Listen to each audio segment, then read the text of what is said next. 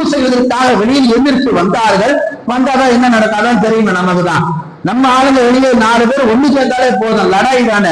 ஒண்ணு சொல்ல ஒண்ணு தப்பா புரிஞ்சிக்க. 2 சஹாபாக்கள் அடிச்சு கொண்டிருக்கும் பொழுது சொல்ல வேண்டிய விஷயத்தை ரசூலுல்லாஹ் மறந்துட்டாங்க.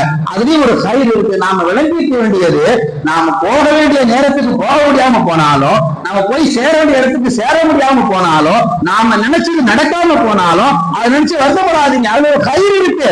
நீங்க அவசரப்பட்டு முன்னிட்டு போனீங்கன்னா கபல்ல கொடுத்துதான் உங்களை அடக்கம் பண்ணணும். சல்லாஹ்ல எந்திரிச்சு வந்து சொல்ல வந்த செய்தி அல்லாஹ் மறக்கடிக்க செய்ததும், இந்த உம்மத்துல எங்க போறீங்க அவசரப்பட்டு வேகமா? நீங்க உம்மத்துக்கு லைலத்துல் கத்ர் இரவு அறிவிப்பு செய்ய போறீங்களா? இந்த உம்மத்து இன்னும் ஒற்றுமை ஆகல, அதுக்குள்ள லைலத்துல் கத்ர் சொல்லிடாதீங்க. இன்னும் ஒற்றுமை இல்லாம போயிடும். முதல்ல ஒற்றுமைக்கு உண்டான விஷயத்துக்கு பாடுபடுங்கன்னு சொல்லி லைலத்துல் இரவு அல்லாஹ் தஆலா முற்றிலுமாக அல்லாஹ் தஆலா மறைத்து விட்டான். கண்ணியமிக்க அல்லாஹ் நல்லடியார்களே, இதெல்லாம் சொல்லப்படக்கூடிய செய்தி ஒற்றுமையா